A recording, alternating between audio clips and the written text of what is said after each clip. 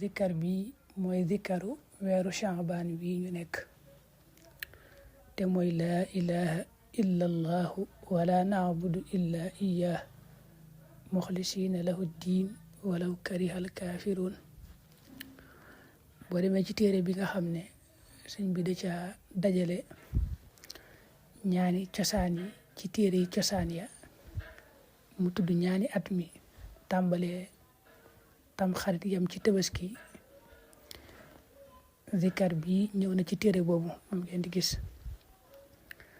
na mu ci ñëwee nag daa wax rek ne gannaaw jullik farata gune ci weeru baraxlu waxal zikar bi.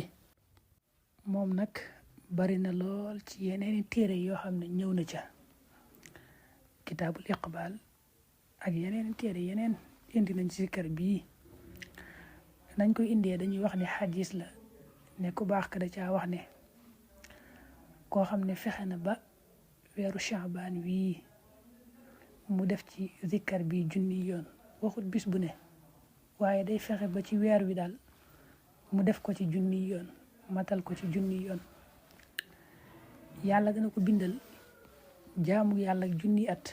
noonu la ko indee kataballahu lahu ibadatu alfa sana wa muxya anhu dambu alfi sana. yàlla faral ko bàkkaari junni at.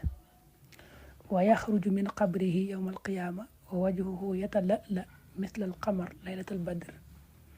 boo ëllëgee buy génn ci bàmmeelam di dekki xar kanamam day leer lool di leer xet mel ne weer wu mat sëkk ci ak leeraay. wa kutiba indallahi siddiqa, suñ borom bind ko boole ko ca siddiqoo de. loolu nag moom lu siiw la, lu bari la ci téere yi.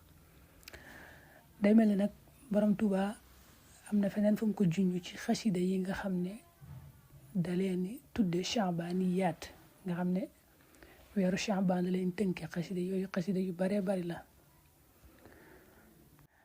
xasida gi mu tënke nag madaytu wa sharaatu Shaabaana bishriya, moom daa tàmbali rek wax bismillahi rahmaani rahim teg ci shakara ibadaati naafian bihi abadan, daa ci teg zikkar bi laa ilaha illa allahu wala naabudu illa iyyah muxlisina lahu diin walaw karihal kaafiruun.